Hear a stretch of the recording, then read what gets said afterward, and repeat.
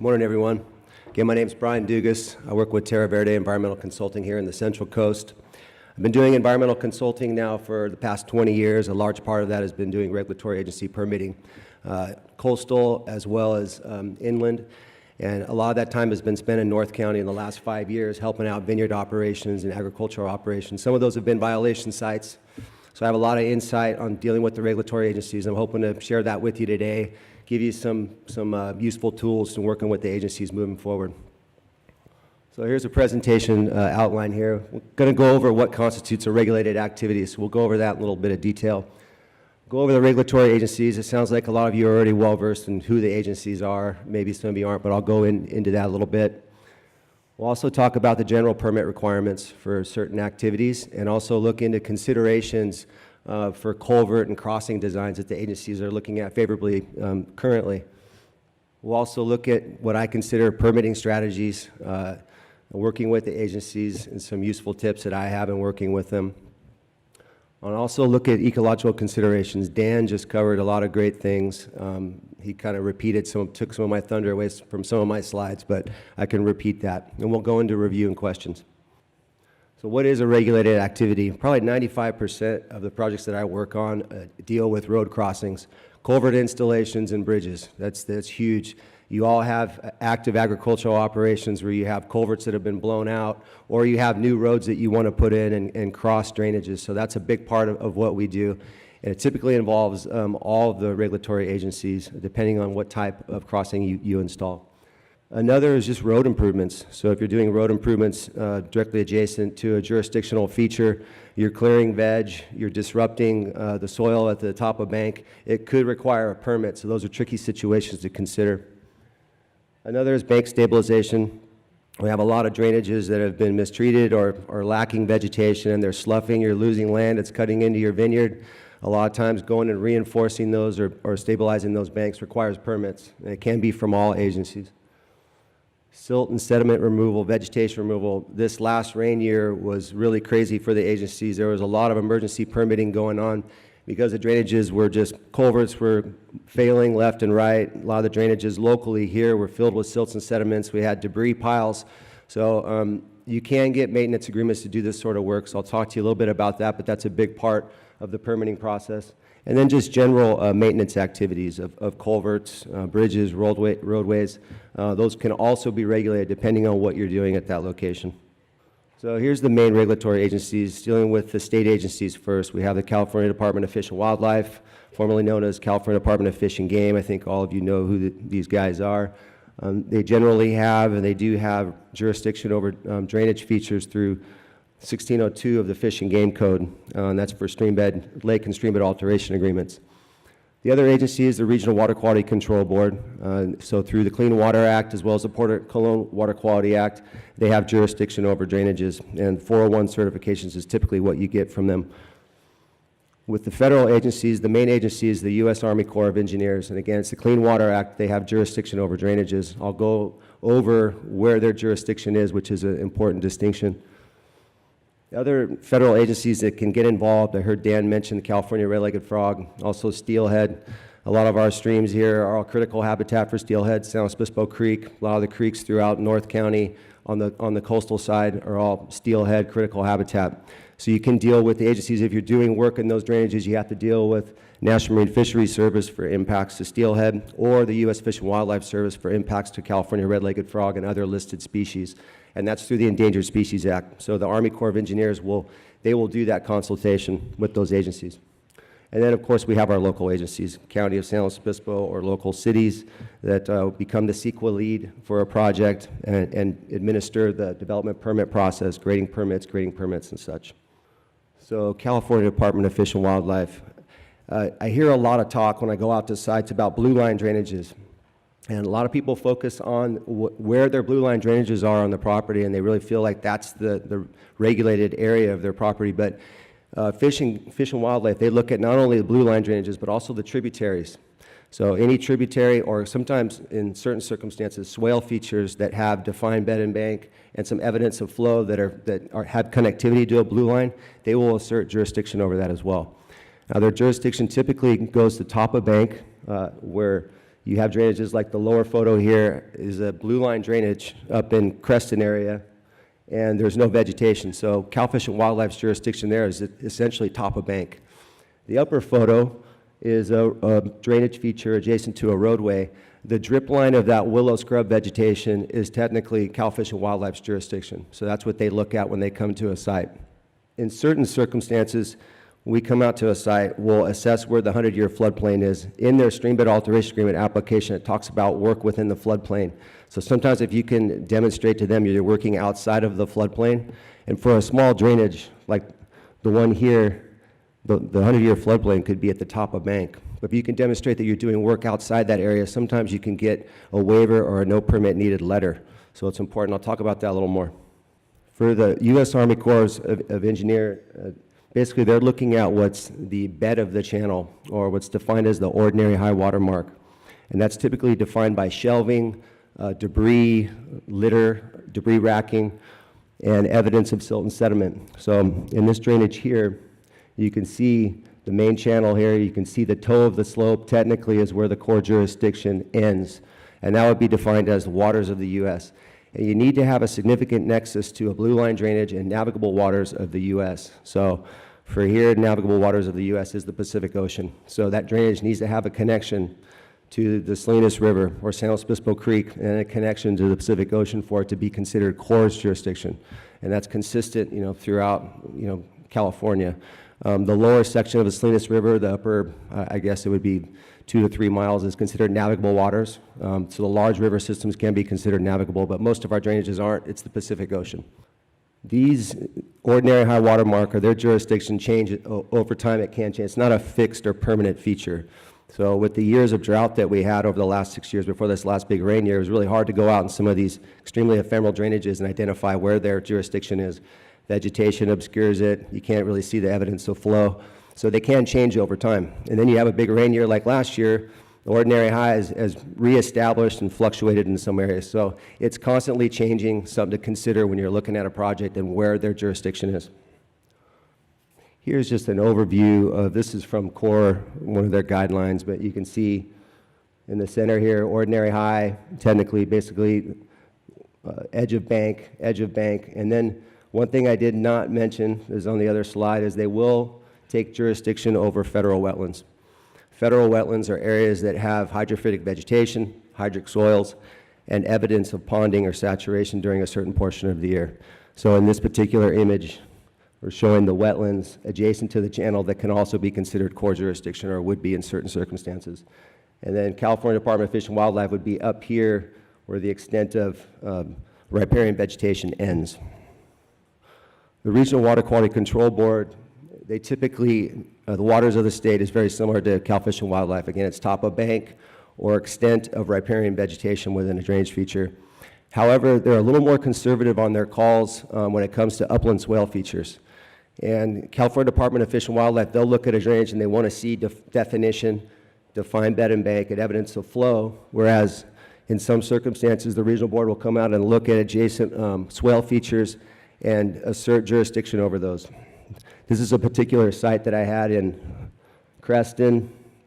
This is a small upland swale feature. You can barely see any evidence of flow through that swale feature. But behind me is a blue line drainage that this directly drained to.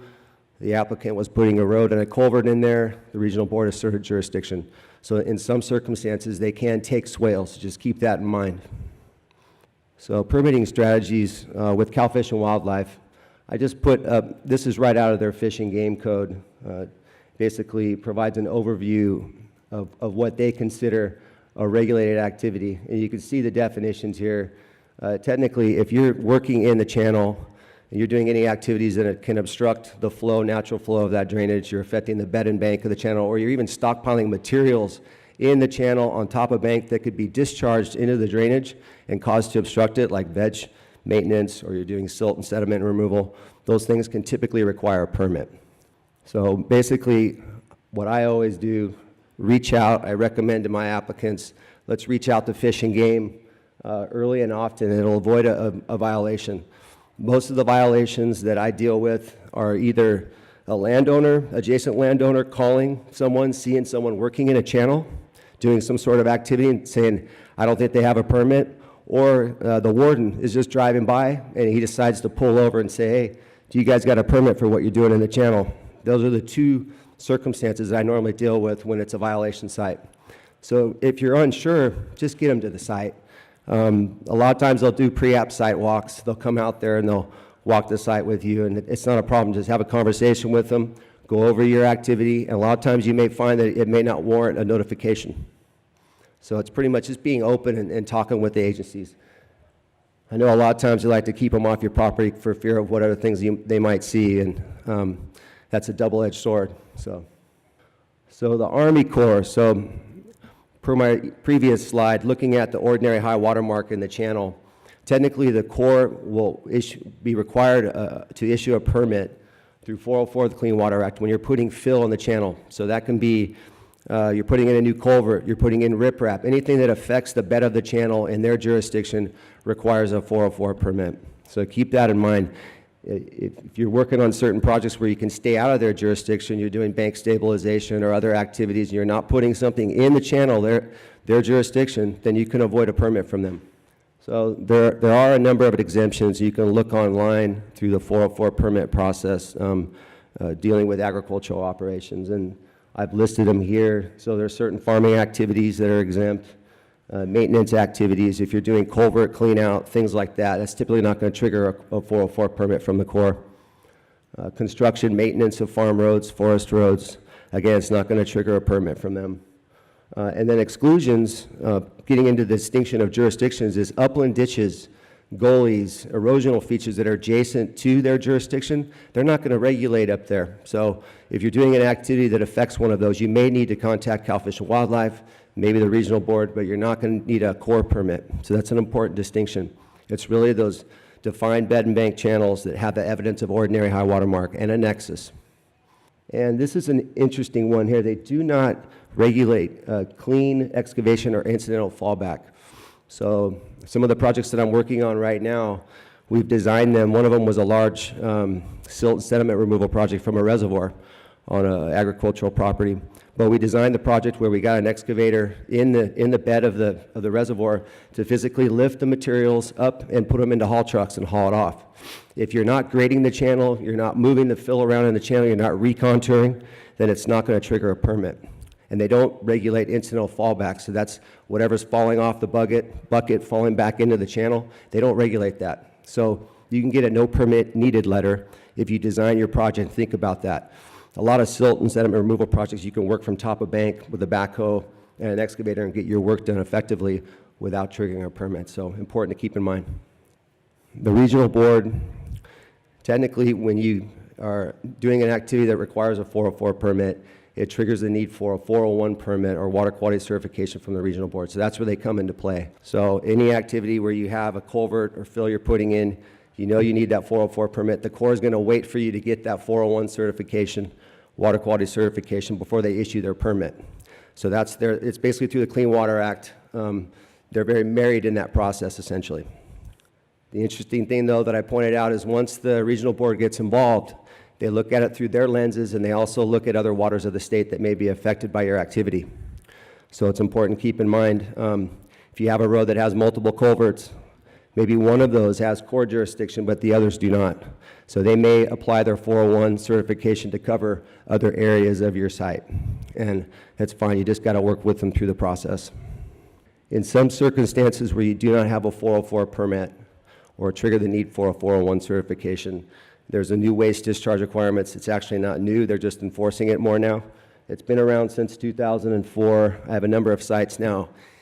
Even a free-span bridge that we installed recently where we didn't have any Corps permit, we had a Cal Fish and Wildlife permit, and they said we still want the applicant to apply for the waste discharge requirements. And it's essentially a list of water quality objectives and policies that you have to abide by. There's an application, there's a fee involved. That's kind of the general process if you don't have a 404. So there's another consideration to have on certain projects where you're doing activities around jurisdictional features. So crossing design considerations. Right now the agencies, a lot of them, the regional board, Cal Fish and Wildlife, they're looking favorably upon spans. Now, obviously, a lot more cost goes into span. There's a lot of designs out there. There's con span. There's a lot of different manufacturers that are building prefabricated spans. The good thing about spans is that you can see in this upper photo here where you avoid the channel itself. So down there, that's the Corps' jurisdiction. If you can avoid the bottom of that channel, you're avoiding a 404 permit, and you're also avoiding long-term compensatory mitigation requirements. So you have to do some sort of wetland planting upstream and downstream or offsite. You have to do monitoring of that, and typically that's a 5-year period of planting, monitoring and submitting reports to the agency. So if you can do spans, cost more in the long run, but you could save some costs from maintenance activities, not having to maintain a culvert, and also not having to implement compensatory mitigation within the channel. So there's some cost benefits there that you need to weigh out for your particular site. One of the very popular spans that I'm seeing now are rail cars. So a lot of projects that I'm working on right now, they've come in and designed abutment on either side of the drainage, outside the floodplain, get a crane and drop in a rail car. Those are great crossings, and actually avoided the need for a California Department of Fish and Wildlife permit as well, because the abutments were designed outside the 100-year floodplain. So important to keep in mind, it avoided a lot of the regulatory permit headaches, more costly to put in, but it's long-term, less maintenance. Once it's in, it's in. So something to consider. If you are putting culverts in, the agencies are looking favorably upon natural bottom culverts, so they have arch culverts now, or you put in an oversized culvert and you can bury the bottom so you have a natural bottom where vegetation and soil and things can get established. That improves water quality, provides habitat for wildlife. They normally consider that or will recommend that. Another consideration, as you can see here in these photos, we have the vegetation around this culvert that's been installed. We have this vegetated riprap here. So if you're hardening your slopes, the agencies right now, especially the Regional Board and Cal Fish and Wildlife, are frowning upon concrete and just riprap. They don't want to see everything just hardened. They want to see improvements that are done to improve water quality and also provide wildlife habitat. So through installing vegetated riprap, like this here has some willows in there, you're improving water quality, and you're also providing some habitat for wildlife. There's lots of bioengineering designs out there too where you don't need to use riprap to stabilize slopes. And that is really available. I think the RCD and RCS probably have that on their websites, and it's really good to consider for your sites, and will look favorably with the agencies. They'll work more favorably with you in those situations. So maintenance agreements. I'm working with a few clients right now on projects where we're just getting a 10-year maintenance agreement for their activities within the channel. This came into play, again, last year with the bunker year of rain and flooding that we had. A lot of folks recognize that they have a lot of maintenance to do in their drainages on their properties. You can go to Cal Fish and Wildlife, you can apply through the notification process through a stream bed alteration agreement and get a 10-year maintenance agreement. That'll enable you to go in, clean out your culverts in the fall before the rain season, and do that on a regular basis. You have to abide by certain conditions within that maintenance agreement that provide protection for nesting birds, water quality, seasonal restrictions. But once you have that agreement, you have that green light to go in your drainage and do the maintenance you need to do to maintain it without having to call them every couple of years you have a problem. So it's a good stewardship, taking care of your drainage and doing it legally by having that permit in hand from Cal Fish and Wildlife. So fairly common, good thing to consider if you have drainages on your properties where you know you need to do maintenance on a periodic basis. So ecological considerations, I think Dan hit a lot of this already. That was some great slides and information that he had about the early planning, but where you can, it's nice to preserve contiguous habitat features. Dan had some great graphics showing, look like a lot of sites here on the Central Coast that are very complicated with topography, wetlands, drainages, steep slopes, and native habitat features. So identifying those areas that you can preserve around your vineyards, that's great. Contiguous habitat blocks, a lot of times I see where you have one individual oak tree that's been saved here or there. It's just, you lose all the ecological value of that habitat at that point. So the upper photo, they did a good job of preserving some oak woodland habitat on the edge of their vineyard. So where you can, again, I think Dan hit that home run there. That was good information. I'm going to go into the design around drainages and buffers, but on my next slide, I think that's really important. I'll go into that in a little more detail. Dan also hit on the known wildlife corridors, having that biological assessment up front, identifying those corridors. They will use drainages, they will use certain areas, so if you can maintain that connection, that connectivity, and allow them to move through your property, that's a benefit to them, and again, the agencies will look favorably upon that. Deer fencing, that's a challenging one. I have a photo here of the infamous San Joaquin kit fox up in North County here, but it seems like if you could design them to allow a little more small mammal predator movement through badgers, small foxes, things like that. So you got gray fox, you got kit fox, red foxes in a lot of areas as well, but they also do a good job in controlling squirrels and gopher populations. But I know it's tough with all keeping the ground squirrels out. Yeah, that's just a tough balance there. So streams and drainages, and a lot of the work that I've done over the years, I've come upon properties that the drainages have just been, mistreated over 50, 80 years. You have cars, you have concrete, you have debris, you have litter, and a lot of times those are just unhealthy systems that are eroding, sloughing. They're causing, because it's a hardened structure in the channel, it's causing erosion to the adjacent bank downstream. And in other situations, I see a lot of drainages like this one here that's just been denuded. And you can see the soil loss that's occurring here. You got vertical slopes, a lot of soil loss occurring here. It's just not good for water quality. You can see the water quality, and you're going to lose land. So it's just not sustainable.